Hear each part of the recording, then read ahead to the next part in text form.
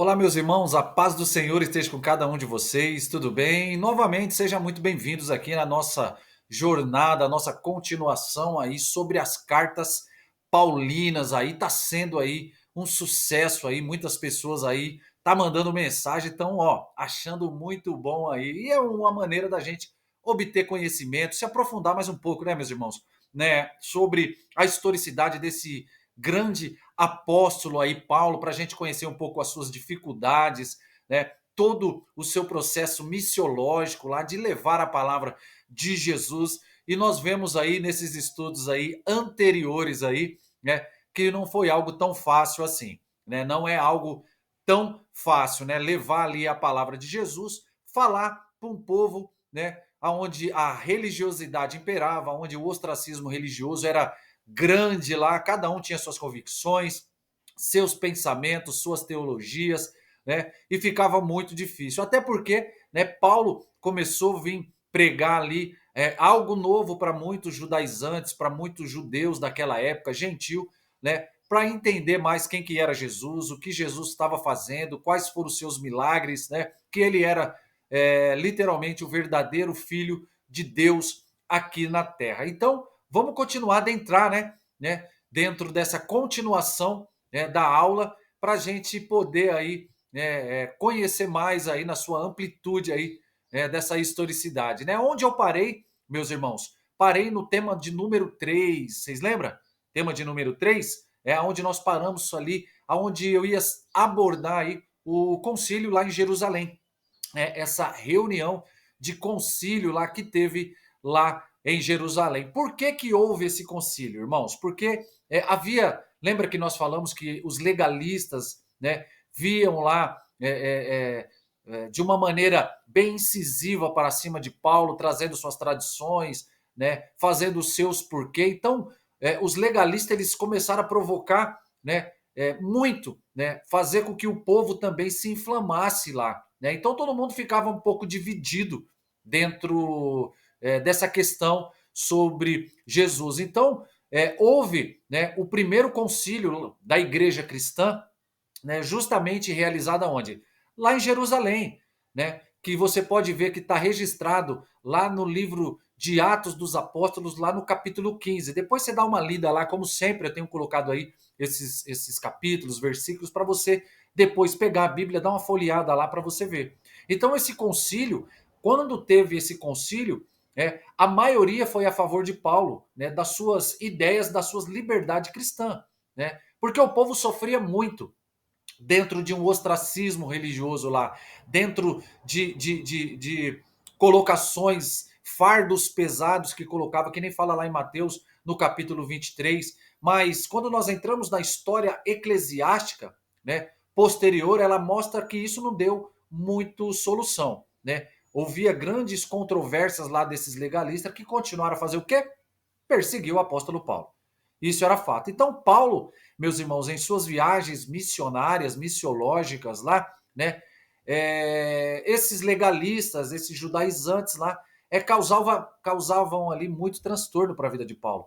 Era uma pedra no sapato de Paulo lá, né? Quando Paulo ia fazer suas missões, encontrava com esses tipos de pessoas e eles estavam em todo lugar.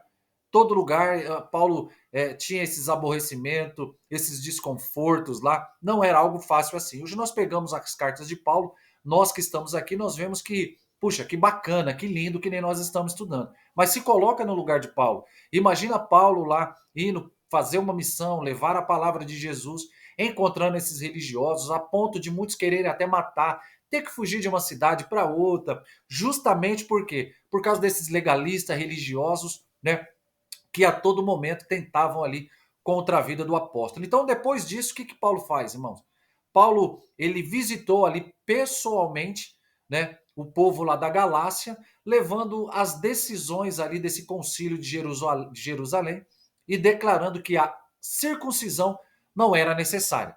Então lembra que nós falamos nos estudos para cima que houve uma reunião para ver se os gentios tinham que ser circuncidados, se os gentios tinham que cumprir a lei de Moisés. Então havia aí uma controvérsia muito grande, havia algo muito ruim lá que estava atrapalhando aí Paulo de levar o evangelho. Por isso que houve esse concílio, essa reunião, E nessa reunião lá, Paulo, como um grande eloquente, um grande estudioso, debateu, colocou suas opiniões ali, e a maioria das pessoas que estavam naquele concílio, né, declarou, né, que a circuncisão não precisava para os gentios, tá? Não era necessário passar por todos os rituais ali da lei mosaica, né? E você pode ver isso lá no livro de Atos, capítulo 15, verso número 1, Atos 16, verso de número 4. Você pode acompanhar, né, isso lá depois. Então, assim, era difícil, não era algo tão simples assim, tá? E aí, você vê aqui na nossa tela aqui, ó, olha que legal aqui, ó. Aqui tem um esboço bem resumido, mas bacana, bem completo, bem coeso aí, para você depois anotar, né, e você entender mais aí, né? Primeiro ele fala, ali é o esboço da epístola aos Gálatas, tá? Nós vemos ali na primeira epígrafe lá, fala sobre saudação e os temas, tá?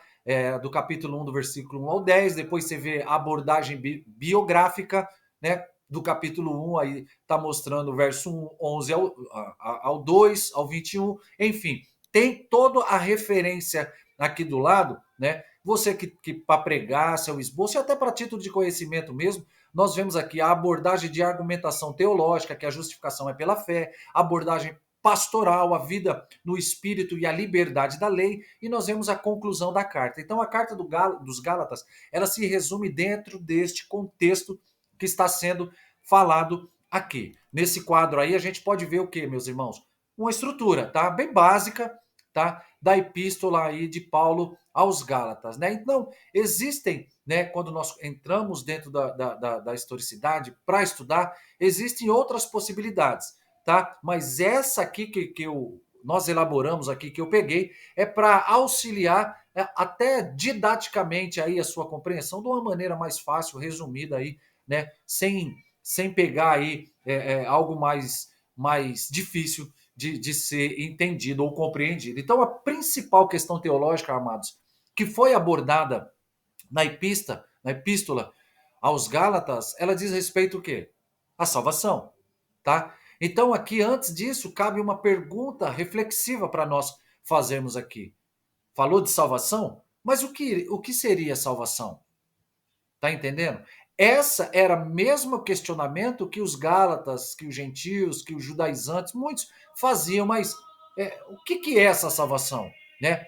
Ela é conseguida através do sofrimento, da morte e a ressurreição de Jesus Cristo somente. Esse era o tema central que o Paulo também trazia lá e ensinava, né, para todos os transeuntes lá, todas as pessoas daquela cidade, né, que Cristo veio através do seu sofrimento, teve a sua morte e houve uma ressurreição. Então é importante, amados, presta atenção, olha que legal. É importante a gente destacar o somente, tá? Pois a igreja lá de Gálatas, ela queria acrescentar algo mais à salvação, né? Que seria as obras bem intencionadas. Então, os judaizantes, eles acrescentaram, né, até a circuncisão que era realizada na sinagoga. Então, além disso, os caras queriam impor, tá?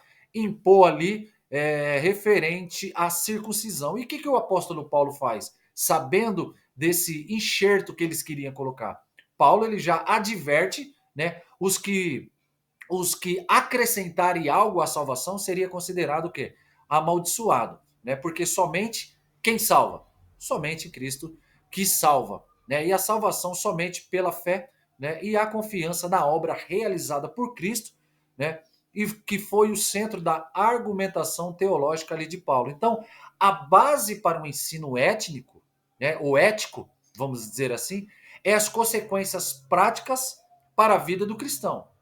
Paulo sempre estava enfatizando esse tipo de situação, tá? Que tem a fé e a confiança, né, em Jesus Cristo. Então, juntamente com a ênfase, meus amados, nessa justificação pela fé em Jesus Cristo, é que nós encontramos a liberdade cristã. Era o que Paulo estava enfatizando de uma maneira bem incisiva lá, que a liberdade, né, ela estava em Cristo Jesus. Por que essa liberdade? Porque, conforme os judeus, ele tem várias leis. Você pega a Talmud dos judeus, são 613 leis. Então tem lei para todo tipo. E quando Jesus ele entra em cena, ele cumpre a lei, mas só que tinha algumas leis que não estavam dentro do decálogo ali, dentro do decálogo não, dentro do Talmud. O decálogo já é os 10 mandamentos lá de Êxodo, do capítulo 20, né?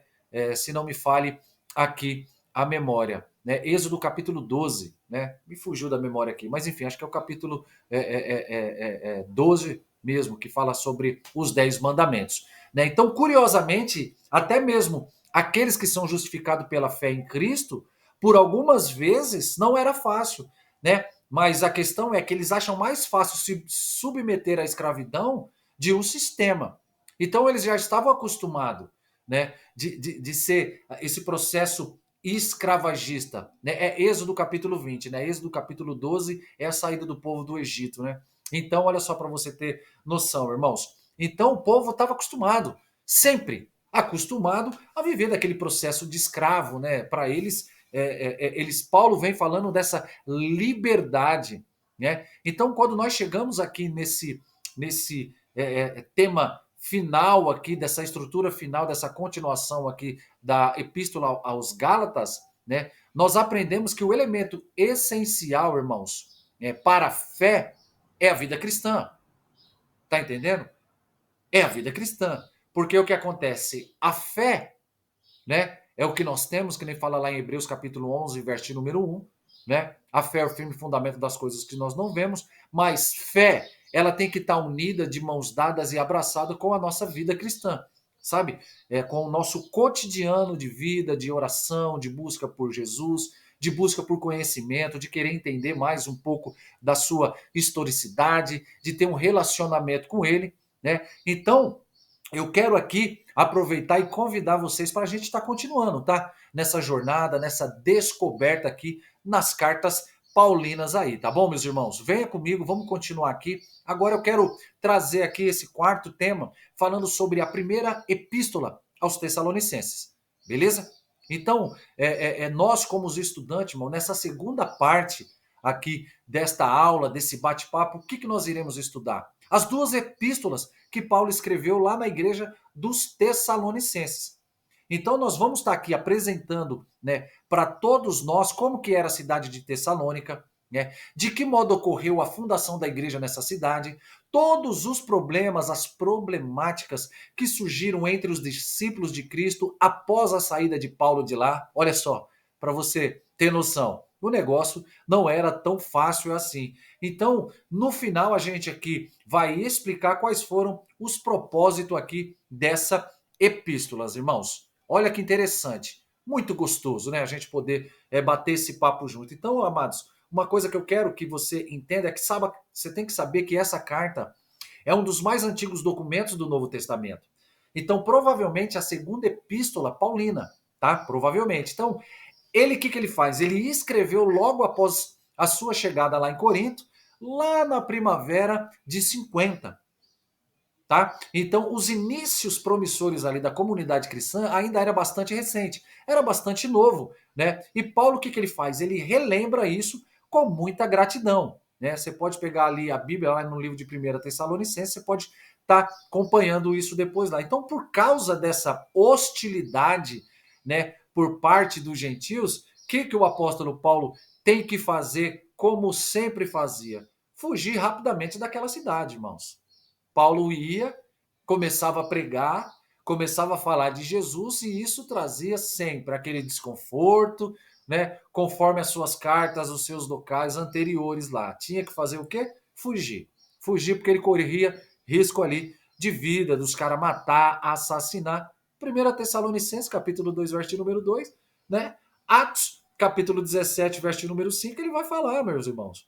Né? Ele tem ali a sua narrativa de todas essas dificuldades de Paulo. Né? Hoje eu vejo muitas pessoas falando, e não tem problema algum de falar, puxa, como eu queria ser o apóstolo Paulo, né? De ser um grande pregador, de ir fazer, irmãos. Quando nós olhamos hoje aqui de fora, puxa, claro que é bacana, é bênção. Paulo foi um grande estadista, um homem, né, que pregou, fez muita coisa, mas o que ele passou? Se você soubesse hoje, vou deixar uma pergunta aqui e responda para si mesmo. Se você soubesse hoje, né, que você iria passar tudo o que Paulo passou, e no final da vida dele, você sabe como ele morreu, né? E aí, você passaria a favor de Cristo? Responda aí para você. Então, amados, aqui nós vamos conhecer o lugar e a data provável, tá? Provável, sempre eu trabalho aqui provável, tá? E a ocasião em que a epístola ali, ela foi redigida ali, ela foi escrita. Beleza, irmãos? Então, olha que interessante. Depois de fugir lá de Tessalônica, o que faz Paulo?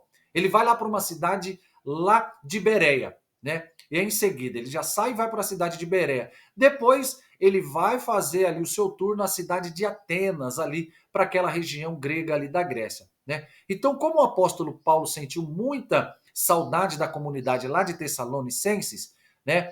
E aí ele de Atenas, o que ele faz? Ele envia ali Timóteo e Silas para lá, os seus companheiros lá, né?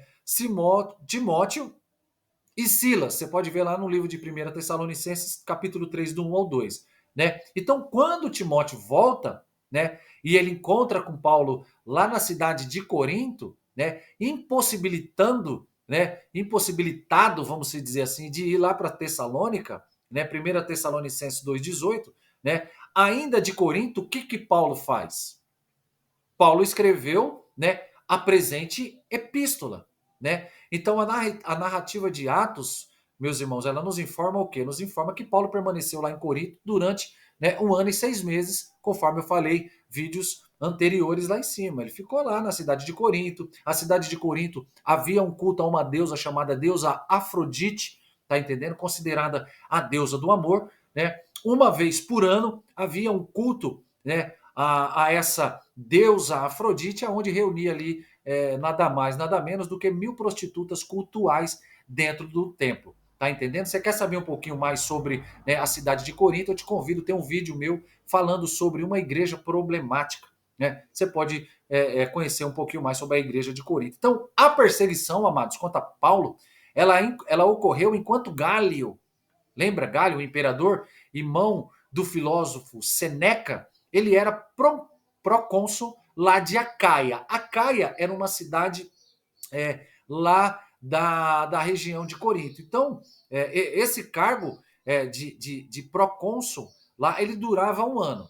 Tá? Ele durava um ano ali, podendo, claro, como sempre, ser renovado. Então, conforme a inscrição de Delfos, né, Gálio, ele governou ali como procônsul lá na primavera do ano 51 ao ano 52 ali depois de Cristo. Então, amados, a primeira carta ela foi escrita nos últimos 5 meses ali do ano 50 e nos primeiros de 51. Então, poucos meses ali da fundação da comunidade de Tessalônica, né?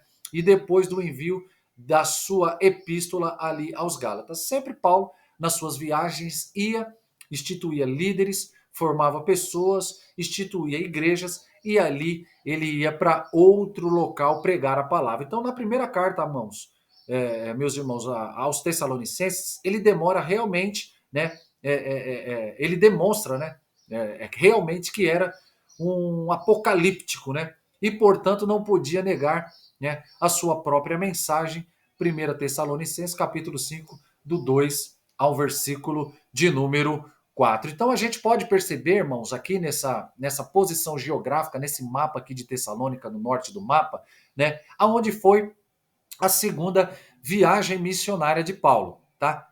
A segunda viagem ali missionária de Paulo. Olha o tanto de percurso, né, que Paulo correu ali. E o detalhe, Paulo não tinha um carro bom, Paulo não tinha uma moto, não tinha uma bicicleta, né?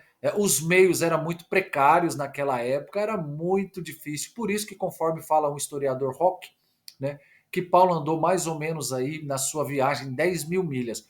Olha só para você ver.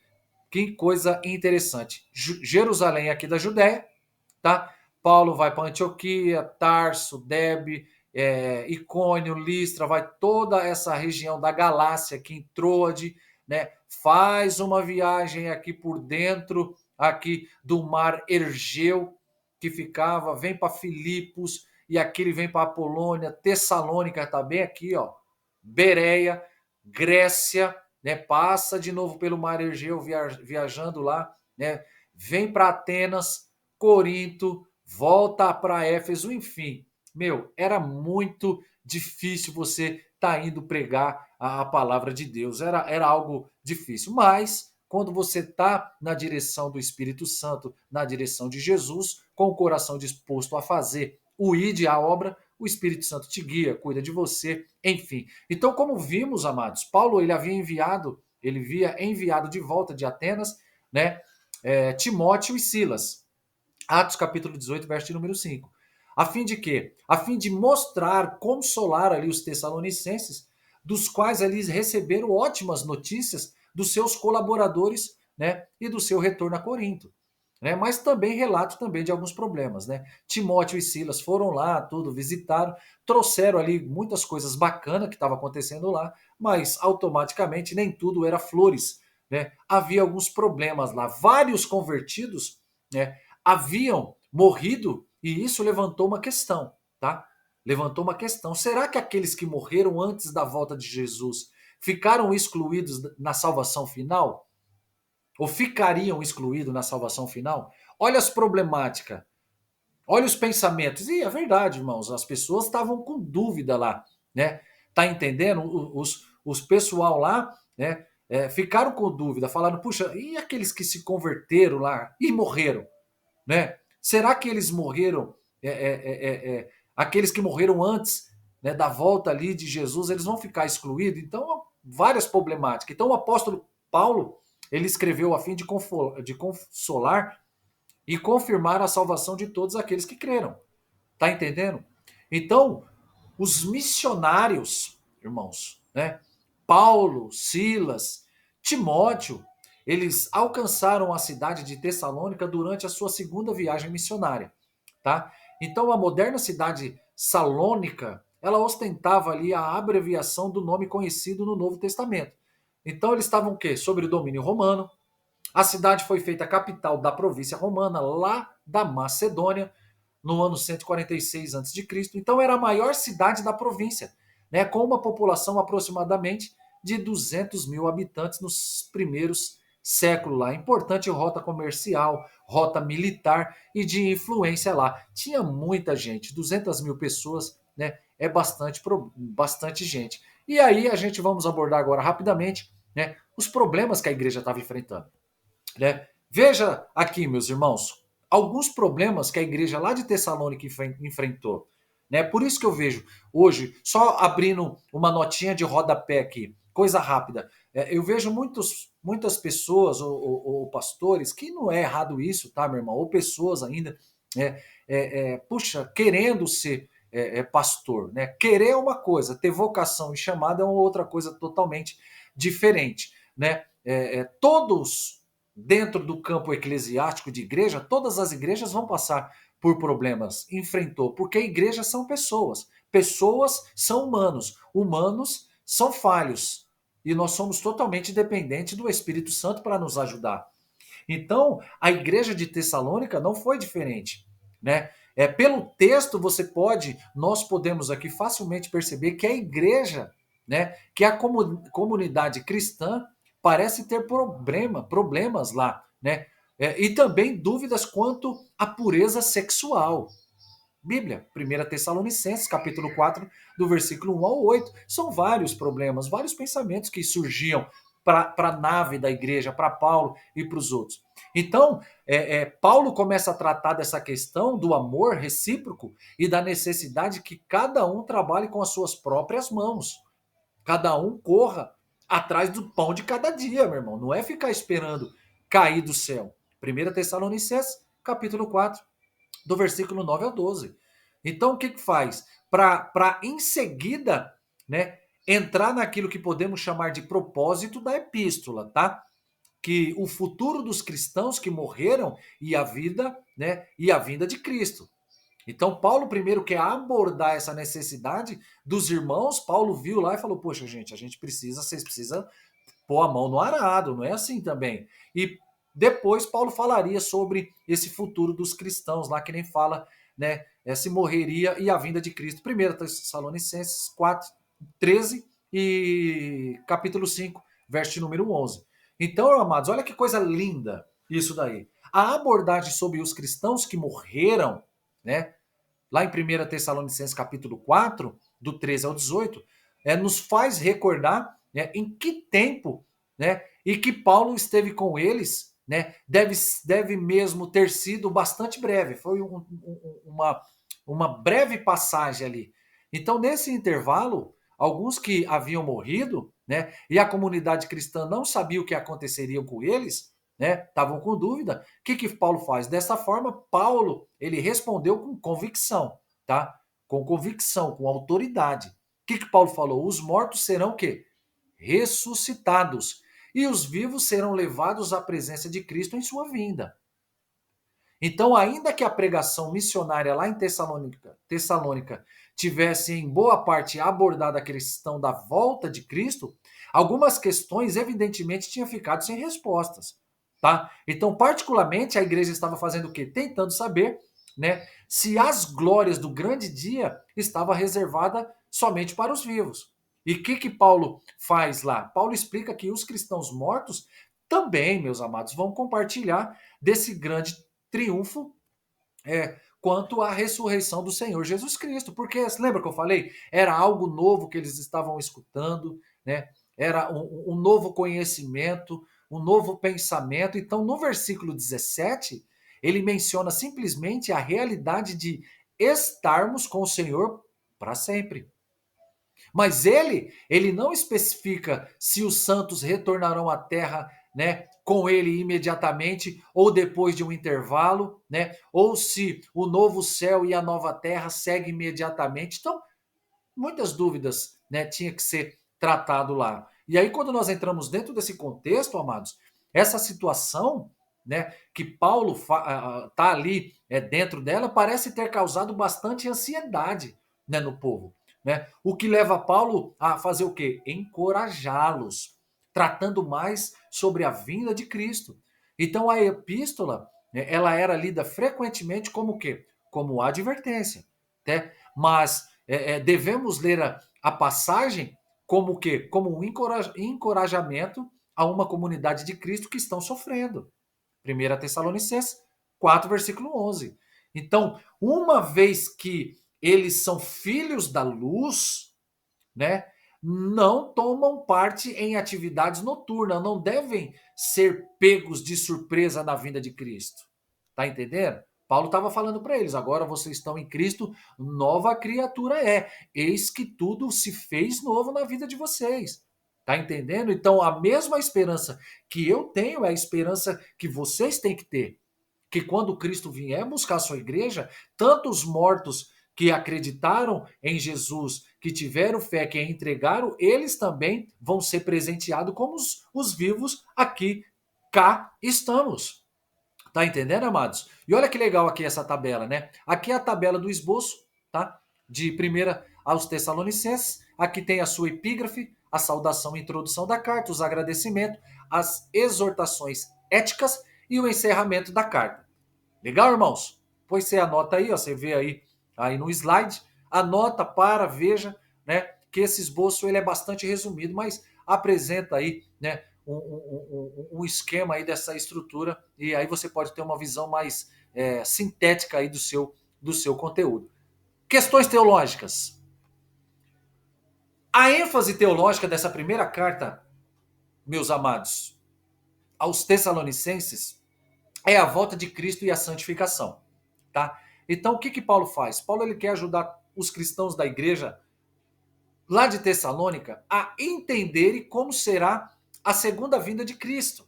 Cristo veio a primeira e Paulo estava explicando para eles como será a segunda vinda de Cristo. Além de fazer o quê? Além de fazer com que eles tenham a esperança e que, além deles terem esperança, que eles se preparem para a volta de Jesus. É o que nós fazemos nos dias atuais. Nós aqui estamos se preparando para as bodas do Cordeiro quando ele vir buscar aqui a sua igreja. E a segunda epístola aos Tessalonicenses, meus amados, aqui do tema 5, nós vamos começar agora a compreender sobre a segunda epístola, né, aqui aos Tessalonicenses, que sem dúvida, meus irmãos, sem dúvida foi uma carta mais apocalíptica de Paulo, né? Mais apocalíptica, né? Tanto no sentido de destacar o que? Os castigos divinos, quanto de anunciar uma série de acontecimentos que viriam. Embora, né, esse conteúdo tenha contribuído para que muitos estudiosos, tá,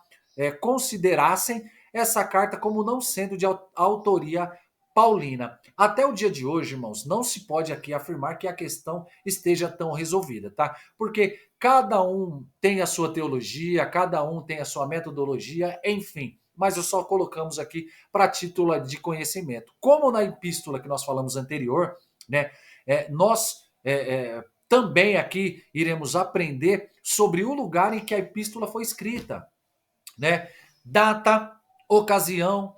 Então não resta dúvida, amados. Não resta dúvida que a segunda epístola ela foi escrita principalmente para apresentar o cenário apocalíptico, né? Que ia estar ali acontecendo. Então Paulo quis responder, né?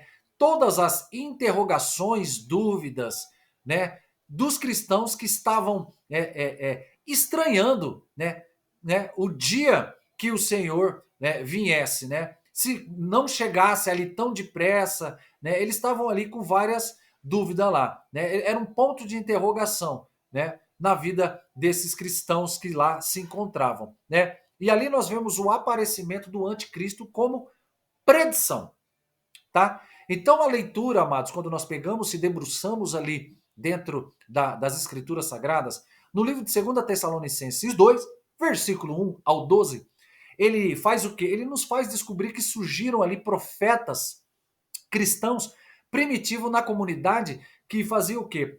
Né? Que se reportaram a uma pretensa carta, né, de Paulo e pregavam a volta de Cristo com uma realidade totalmente presente para aquela época de lá. E o apóstolo Paulo, né, o que ele faz? Ele aconselha a comunidade de Tessalônica a respeito do ensino que foi atribuído a ele, segundo o qual o dia do Senhor ele já começou. Ele já começou. Paulo fala para eles: a partir do momento, meus amados, que você está compreendendo que Jesus Cristo morreu, veio por você e ressuscitou e te chama e quer ter um relacionamento com você, esse dia já começou na sua vida. Então é interessante a gente perceber que esses versículos eles associam o quê? A nossa reunião com ele, né? Como o quê? Como o dia do Senhor. Então duas palavras são utilizadas ali para descrever o efeito, né, perturbador desse ensino. Então o que faz o apóstolo Paulo? O apóstolo Paulo, né, que não sabe exatamente ali o que aconteceu, ele se refere de três formas possíveis que o falso ensino pode ter chegado a Tessalônica, tá? Sempre vinha falsas doutrinas, falsos profetas, falsos homens lá, e isso estava chegando lá também em Tessalônica, como não é diferente dos dias de hoje. Então essas três formas elas são redigidas por supostamente vinda de nós, elas são uma revelação, né, alegadamente divina. O ensino falado atribuído ao apóstolo é uma carta ou forjada ou atribuída erroneamente para ele. Chegavam cartas para ele lá, né, de vários sentidos, várias pessoas ali falando várias coisas fora do contexto, heresias, enfim. Ele dizia que que a série de eventos concernente ao dia do Senhor tinha começado a se desenrolar. Tá entendendo? A entrega da sua vida para Cristo. Então, essa doutrina, irmãos, ela parece ter sido motivo de confusão entre os destinatários. Surgiam várias cartas, irmãos, em nome de Paulo. As pessoas faziam carta, colocavam lá falando que era Paulo, e que Paulo assim mandou, e que Paulo assim fez, né? Tudo fake news, se fosse hoje. Tá entendendo? Então, essa doutrina, ela parece ter sido motivo de quê? De grande confusão aos destinatários. E assim Paulo recorda, né, do seu ensino já passado anteriormente à comunidade. Então, segundo o qual antes da volta de Cristo era necessário que primeiramente o afastamento da fé e da prática em relação de Deus e do anticristo. Tudo aquilo que se opõe a Cristo era anticristo. Paulo estava falando, não é agora, meus irmãos, não é agora. Primeiro que se deve passar algumas coisas antes. Então, atualmente, existe algumas grandezas que retêm o anticristo. Existem algumas coisas ainda. Então, quando esta tiver sido afastada, aí ocorrerá a revelação do homem da iniquidade. Porque quando se falava naquela época, né? Muitos colocavam na sua cabeça, ó, tal pessoa deve ser o anticristo, é essa pessoa, isso. Então, causava uma confusão muito grande, né? E o que que acontece? Que hoje atua de forma secreta esse dentro desse contexto. Então, o aparecimento e a destruição dele será dada por ocasião do quê? Da volta do Senhor Jesus, né? E implicará que aqueles que deixaram tentar, né, por ele serão tragados junto à destruição. O que que Paulo estava falando? Paulo estava dizendo para eles assim que antes da volta do Senhor, né, o anticristo, tudo aquilo que se opõe a Cristo, ele vai surgir na esfera global. Tá entendendo? E muitos serão tragados, destruídos, irão acreditar nele. Então, lá no trecho da carta de Paulo ao 2 Tessalonicenses, capítulo 3, do 6 ao 12, o que, que Paulo faz? Ele exorta, como quem ameaça, né, com uma sentença, em nome do Senhor Jesus Cristo. Paulo fala.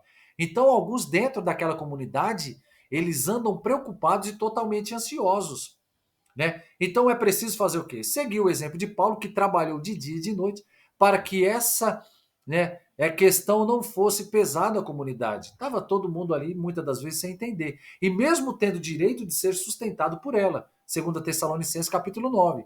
Daí, o que, que Paulo faz? Ele passa uma exortação mais geral, né?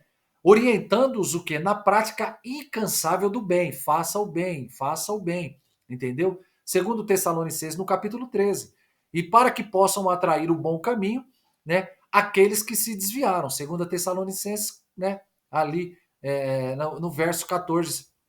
Tá entendendo, irmãos? Aqui também tá mais um quadro, tá? De segunda a carta de Paulo aos Tessalonicenses, introdução da carta, ensinamento escatológico, gratidão à chamada e permanência na fé, chamada à intercessão, orientação sobre como agir com os desorientados, os perdidos e os conselhos finais, né? E o pós-escrito, né? Esse esboço, amados, é um esboço bem sucinto, mas esclarecedor aqui, que mostra para a gente uma visão um pouco mais clara dessa segunda carta de Paulo aos Tessalonicenses, né?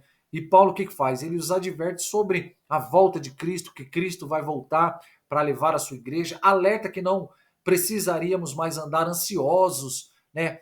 Enquanto a vinda de Cristo, que devíamos trabalhar, né, para o seu próprio sustento, né? Cristo ele ia vir, ele vai vir. Não fiquem ansiosos com o que comer, com o que vestir, com o que fazer, né? Simplesmente Paulo fala, ó, continue a falar com Jesus, com o Espírito Santo, continue a entregar sua vida, plante o bem, faça o bem, né? Independente de qualquer situação, que Cristo ele vai vir, né? Ele vai vir, ele não vai deixar nós órfãos aqui. Então isso daí deixava o coração do povo mais acalantado naquela época. Beleza, meus irmãos? E na prática aqui, né, dentro desse contexto da epístola de Paulo, né, nós entendemos aí que a epístola aos Gálatas se relaciona com o tema do primeiro concílio de Jerusalém e a pergunta sobre qual é a maior autoridade.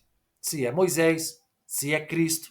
Então, Gálatas, ele nos mostra a declaração de independência cristã, bem como a suficiência da universalidade lá de Cristo. Então, são apresentados também os elementos essenciais da vida nossa cristã. Então, finalizando aqui, amados, né? Hoje nós chegamos ao fim desta bate-papo, dessa aula, estudando a epístola aos Gálatas, identificando quem eram os Gálatas, né, que receberam essa epístola, toda a sua importância, datas prováveis da sua escrita, seus objetivos, necessidade da vocação do primeiro concílio eclesiástico lá em Jerusalém. Aprendemos também sobre a primeira e a segunda epístola aos Tessalonicenses. Vimos de como era a cidade de Tessalônica, como ocorreu a fundação da igreja, problemas que surgiram, a saída de Paulo para outras cidades, enfim, né? Foi muito bom aqui o nosso estudo de hoje, terminando em si, né, esse estudo, a carta de Paulo aos Gálatas, aos Tessalonicenses. E não para por aí não, tá? Tem muito mais coisas aí interessante para a gente poder aí estudar, poder conhecer um pouco mais aí da historicidade aí do livro do apóstolo Paulo, irmão. Tem muita coisa bacana. Beleza, meus irmãos? Que a graça e a paz do Criador esteja com cada um de vocês. Um grande abraço e até a próxima. Deus vos abençoe.